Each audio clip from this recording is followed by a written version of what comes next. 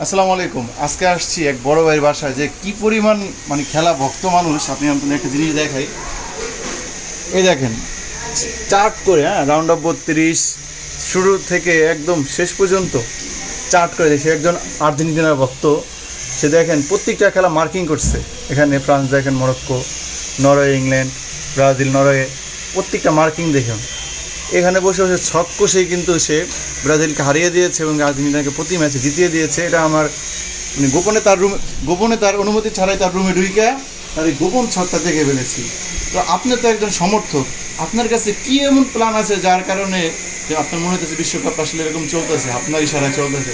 আমার কাছে মনে হইতেছে যে এই চারটা যে করছে আমার যে বড় ভাই, এখান থেকে সে কোনো একটা কারসাজি করছে। হয়তো হইতে পারে ফিফার অ্যাকাউন্টে হাজার হাজার ডলার, হাজার হাজার কোটি ডলার ট্রান্সফার করছে, হইতে পারে।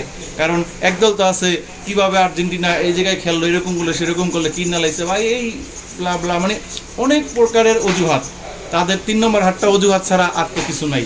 এই বিশ্বকাপে তাদের ফলাফল শূন্য, কিন্তু আমরা যেমনি পারতেছি আমরা কিন্তু সেমিফাইনালে চলে আসছি।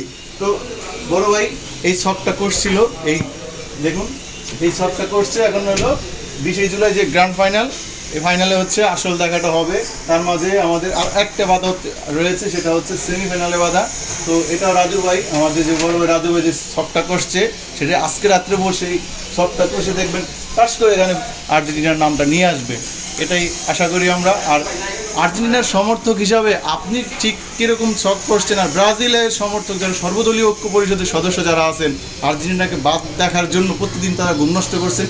আপনি একটু ঘুমায়েন, কারণ ফাইনাল ম্যাচের আগে যদি স্ট্রোক করেন ভাই, আমাদের উপর দোষারোপ করতে পারে। আমরা চাই না, আমরা খেলাকে বাঁচিয়ে রাখতে চাই, সামনের দিকে এগিয়ে যেতে চাই।